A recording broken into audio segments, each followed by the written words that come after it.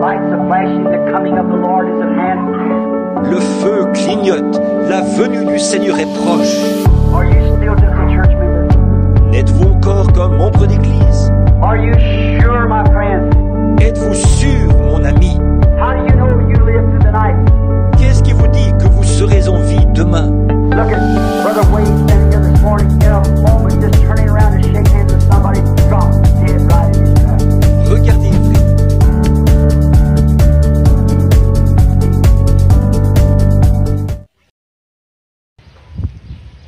Chers fidèles et téléspectateurs de Parole Info, de Parole Créatrice Info TV, bonsoir. Alors, une femme ne peut donner que ce qu'elle a.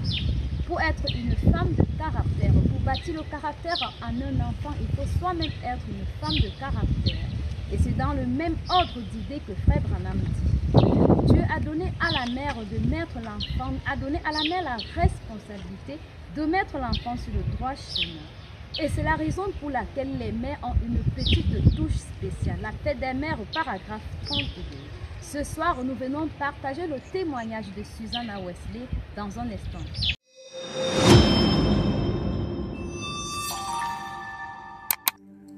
Un brin d'histoire. Une mère consacrée. Susanna Wesley. Frère Branham dit qu'une bonne épouse ou une bonne mère qui prie peut parfois en faire plus pour le royaume de Dieu qu'un prédicateur à la chair. 57 07 27. He was to pass that way. Susanna Wesley est née en 1669 à Londres, en Angleterre. Elle était le 25e enfant. Oui, 25e d'un puritain dévoué. Jeune fille, elle avait l'habitude de voir son père lire 20 chapitres de la Bible chaque jour. Une habitude qu'il avait adoptée dès l'âge de 5 ans et qu'il a gardée jusqu'à sa mort. Cela a eu un effet important sur la vie de Susanna.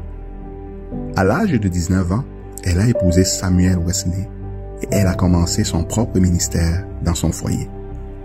Au cours des 19 années qui ont suivi, Sam et Susanna Wesley ont eu 19 enfants. Plus tard, 2 d'entre eux ont gagné des millions d'âmes à Christ. Il s'agit de John et de Charles Wesley. Frère Branham parle de la piété de Susanna Wesley qui a élevé John et Charles Wesley.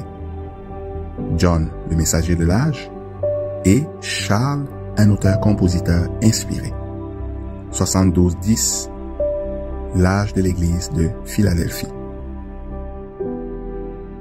Ces 2 frères ont sauvé le monde à leur époque.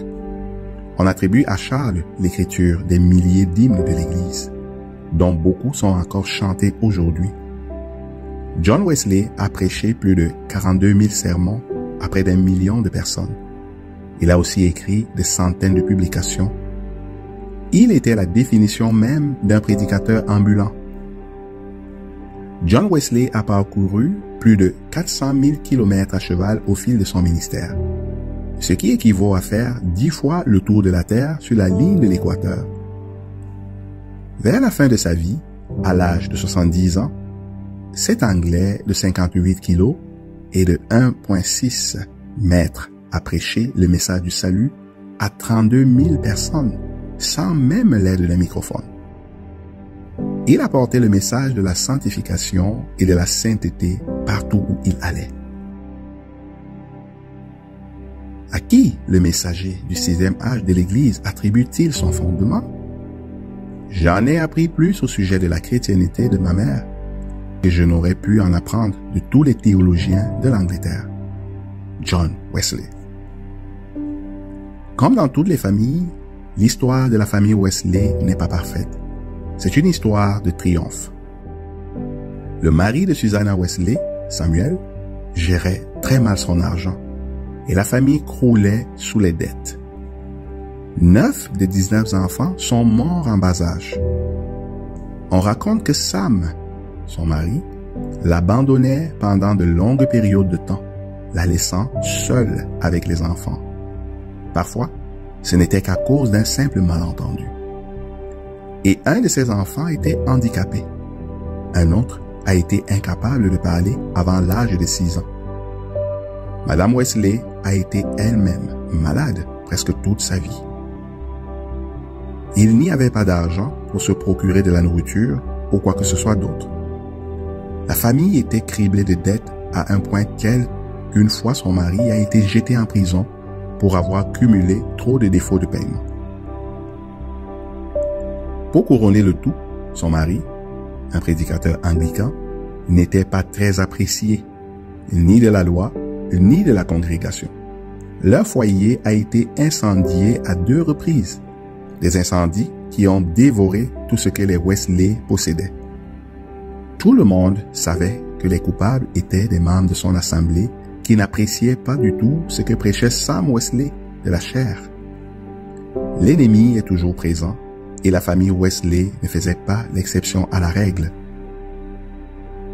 Une de leurs filles a accouché d'un enfant illégitime et le père de l'enfant ne l'a jamais épousé.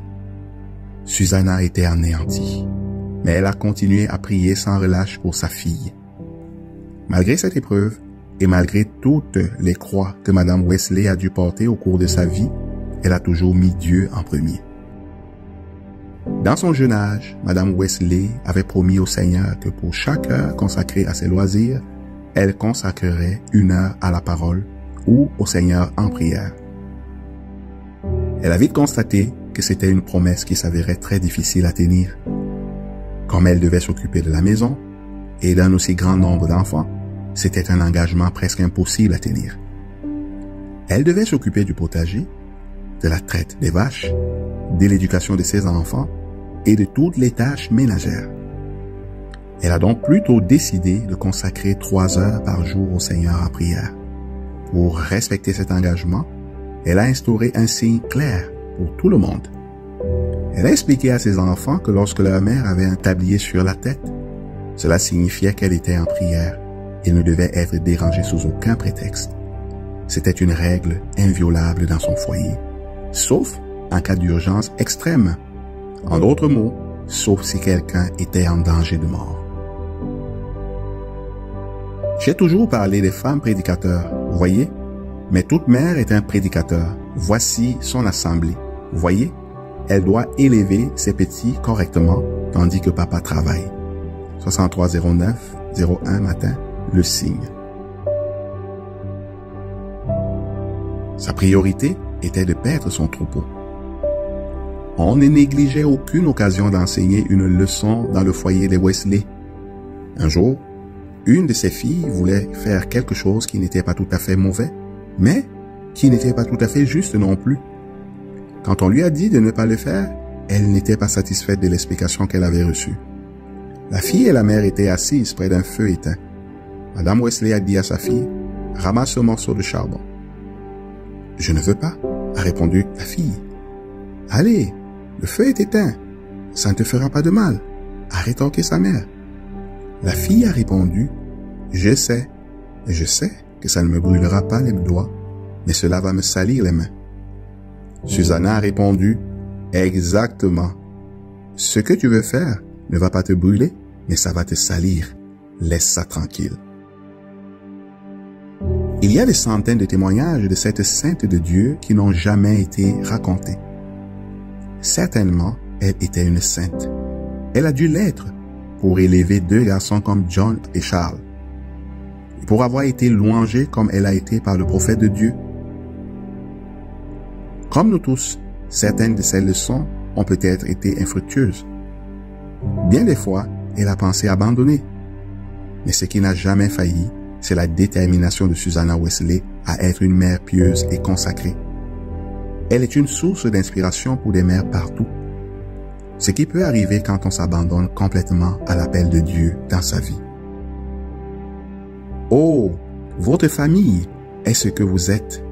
Vous élevez votre enfant au milieu d'un certain entourage. Il y a 98% de chances en plus pour lui de bien tourner que si vous l'aviez élevé de la mauvaise manière. Instruis l'enfant selon la voie qu'il doit suivre et quand il sera vieux, il ne s'en détournera pas. Soyez bien élevés. Enseignez vos enfants à bien agir. 62-10-13, l'influence d'un autre. les 16 règles de Susanna Wesley pour son foyer. 1. Manger entre les repas est interdit. 2. Veiller à ce que les enfants soient couchés à 20 heures. 3. Il est requis que les enfants prennent leur remède sans se plaindre. 4. Amener les enfants à se soumettre à l'obéissance afin que leurs âmes soient sauvées. 5. Apprendre à un enfant à prier dès qu'il peut parler. 6. Obliger les enfants à demeurer calmes et à respecter le temps de dévotion familiale. 7. Refuser de donner quelque chose à un enfant qui le demande en pleurnichant et lui donner seulement s'il le demande respectueusement. 8. Afin de prévenir le mensonge, ne pas punir une faute qui fut avouée et regrettée. 9. Ne jamais accepter qu'un acte répréhensible soit laissé sans conséquence. 10. Ne pas punir un enfant 2 fois pour la même offense. 11. Louer et récompenser le bon comportement. 12. La moindre tentative pour plaire et être gentil devrait être félicitée. 13. Apprendre à l'enfant à respecter la priorité privée dans les moindres détails. 14. Enseigner à l'enfant à honorer fidèlement toutes ses promesses. 15. Ne pas permettre à une fille d'aller travailler avant qu'elle puisse lire correctement. 16. Amener nos enfants à respecter l'autorité et à obéir à ce qui leur est demandé. May men and women tonight catch the vision, understand what God's program is for this last day. Les témoignages ont cette capacité de relever notre foi. Elles ont aussi la capacité de susciter en nous des attitudes spirituelles qui nous poussent à nous remettre en question quant à ce que dit la parole de Dieu. Si les autres peuvent y arriver, à s'en tenir à la parole, pourquoi pas nous? Il suffit juste de suivre le chemin établi par Dieu. Par ailleurs, nous croyons que le témoignage de Susanna Wesley est un coup de pouce, pas seulement pour les mères chrétiennes au foyer, mais aussi un grand coup de pouce pour toutes les jeunes filles, pour toutes les filles de Dieu qui envisagent d'être une bonne mère, une bonne épouse, une femme vertueuse et par-dessus toute chose, une femme soumise comme enseigne la Bible. Car il s'agit ici, en tant que fille de Dieu, d'être suffisamment consciente de ce qui nous attend comme responsabilité. Merci d'avoir été des nôtres ce soir. Restez scotchés sur Parole Créatrice Info TV. Shalom. Je suis si heureux de dire, je suis l'un d'entre eux. Ils étaient rassemblés dans la chambre haute, priant tous en son nom. Ils furent baptisés du Saint-Esprit et la puissance pour le service vint. Ce qu'il fit pour eux ce jour-là, il le fera aussi pour toi. Je suis si heureux de dire, je suis l'un d'entre eux.